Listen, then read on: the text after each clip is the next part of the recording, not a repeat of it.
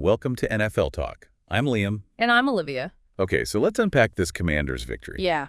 Because a 27-22 win over the Giants puts them at 7-2. Yeah, their best start since 1996. Wow. That's not just good. Right. It's historically good. And rookie quarterback Jayden Daniels is right at the center of it all. Yeah. He's not just managing games. He's making plays. Yeah. Passing and running. Did you see that spin move he put on Blake Martinez? Oh, he's a true dual-threat quarterback. Yeah. And that makes him incredibly difficult to defend. Defenses just don't know whether to prepare for the pass or the run, and that hesitation gives him a real edge. It seemed like the Commanders' defense was feeding off that energy, too. Dante Fowler's strip sack Well, absolutely. was a game changer. That forced fumble set up Washington's first touchdown, and you could feel the momentum shift right there. And then on third down, the Giants missed a tackle that allowed another crucial conversion for the Commanders. Which led to another touchdown. Missed tackles are drive killers. They're backbreakers, you know? No doubt. And then talk about a momentum swing. The Giants had a touchdown overturned because of an offensive pass interference penalty. Oh, yeah. It was a close call. The kind that could go either way. It was a bang-bang play, for sure. But those are the calls that can really make or break a game, especially when you're struggling like the Giants are. Their coach, Brian Daboll, was pretty blunt about their performance afterwards. Yeah. He didn't sugarcoat anything. He said they just didn't make enough plays to win. He's not wrong. Right? They had opportunities, but they couldn't capitalize on them. And when you're 0-5 at home, that's got to be frustrating for the fans. That's got to be frustrating for the coach, too. Especially coming off that emotional high of their previous win. Do you think that played a role? It's definitely a factor, but you have to give the Commanders credit. Right. They showed a lot of maturity and focus and didn't let the Giants dictate the pace. And you have to love Daniels' post-game attitude. So humble, saying he's just focused on one game at a time. Yeah. But you could tell he was happy for the fans. They deserve to be happy after so many years of disappointment. Absolutely. It's been a long time coming. Now, on the Giants side, Malik Neighbors had a decent game. 9 catches for 59 yards.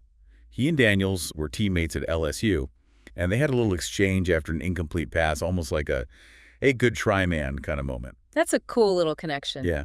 And Neighbors was very complimentary of Daniels' performance. Clearly, there's a lot of mutual respect there. Right. But even with Neighbors' efforts, the Giants couldn't get over the hump. They just didn't have an answer for the Commanders' offense, especially Austin Ekeler. Right. With Brian Robinson injured, he really stepped up and scored a touchdown. He did. Talk about stepping up in a big moment. Yeah. And Austin Seibert was as reliable as ever, adding 2 more field goals. Yeah. He's really become a weapon for the Commanders. He's been consistent all season. And remember, this is the guy who kicked 7 field goals in their previous meeting. 7. Wow. Okay, so big picture, this was a massive win for the Commanders. They're looking like a real contender in the NFC.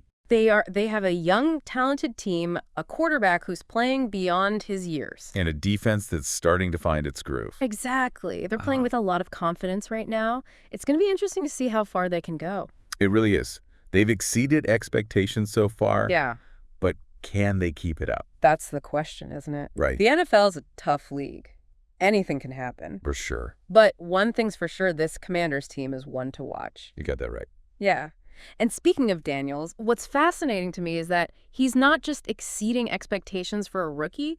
He's showing the kind of poise and leadership you usually only see in seasoned veterans. Right. Like, he's not just making plays. He's managing the game. Yeah. Making adjustments at the line and keeping his cool under pressure. Yeah. That's not easy to do, especially in a tough environment like MetLife Stadium. Exactly. And he's got the physical tools to back it up. He can make all the throws. He's accurate, and he's got that extra gear to escape pressure. It's like a nightmare for opposing defenses because they don't know what to expect. Right. Do you blitz him? Do you play coverage? Do you spy him with a linebacker?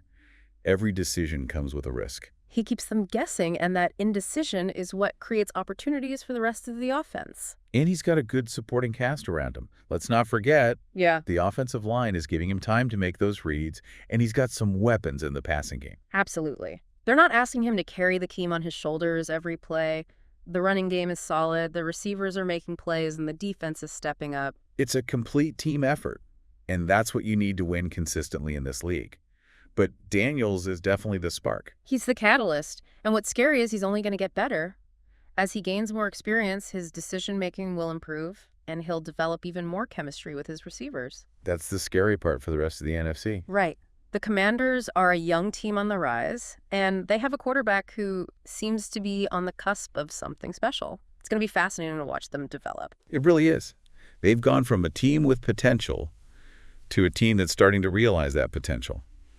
And that's a dangerous combination. No doubt about it. They're playing with a swagger now, a confidence that wasn't there before. And that can be contagious. So where do we go from here? What are your thoughts on the Commanders' ceiling? That's a great question. I mean, they've already surpassed a lot of people's expectations, but they have a tough schedule coming up, and they'll need to prove they can handle the pressure that comes with being a contender. They've got a target on their back now, that's for sure. Every team's going to give them their best shot. And how they respond to that adversity will determine how far they go. It's going to be a fun ride for Commanders fans, either way. It will be. Before we wrap up this deep dive, let's leave our listeners with something to think about. Yeah. What do you think the ceiling is for this Commanders team? They've already blown past expectations. That's a great question, and it's tough to answer definitively right now. I mean, they have the talent, the coaching, the momentum. But the NFL is a week-to-week league.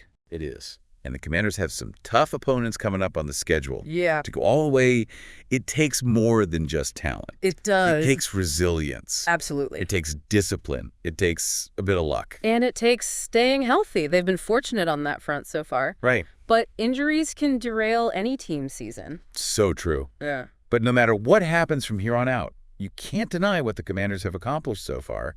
They've brought excitement back to Washington, and they've given their fans a reason to believe. Yeah, they've shown us that they're not just a team with potential, they're a team that's ready to compete right now. Right? And that's what makes them so dangerous. Well said.